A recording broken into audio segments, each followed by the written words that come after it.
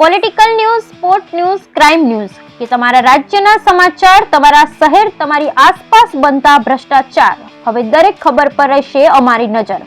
હંમેશા સત્યની સાથે રહેશે ગુજરાતનું સર્વશ્રેષ્ઠ ન્યૂઝ ચેનલ વિશ્વાસ 24 ન્યૂઝ ગુજરાતી.